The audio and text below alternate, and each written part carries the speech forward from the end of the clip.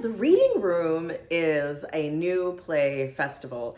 And in some ways, you might say new-ish, because this is all work that is inspired by, adapted from, or in conversation with Shakespeare.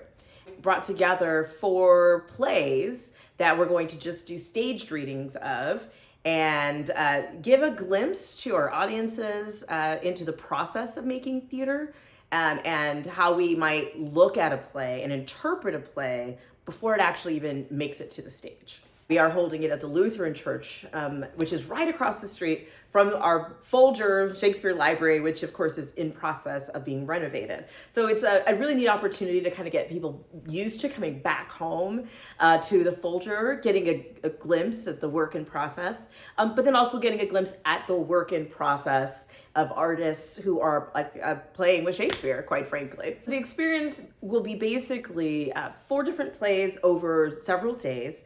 We are going to be hosting some conversations that are post every show, and those are going to be facilitated by different folks, including myself.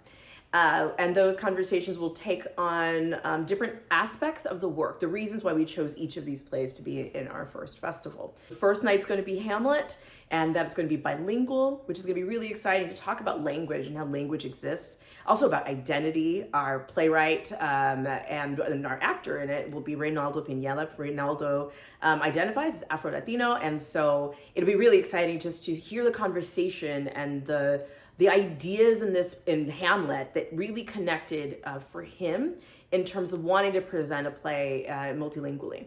So that's going to be on our Thursday night. Our Friday is going to be our new play, which it's a first commission for the Folger, Our Verse in Time to Come, which is being co-written by Malik Work and myself.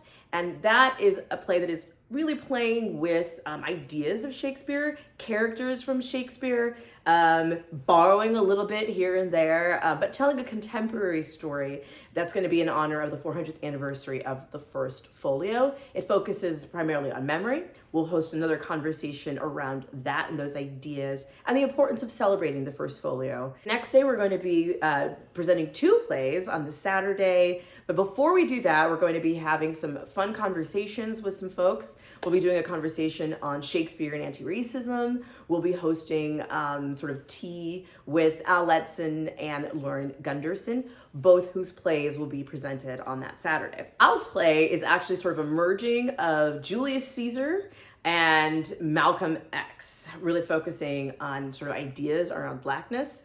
And I think it's a play actually that he'd written a long time ago that he's revisiting, which is super exciting, and really thinking now about the things that are, that we're thinking about in the last few years particularly, but also I think Blackness as a monolith, and that how do we parse that out?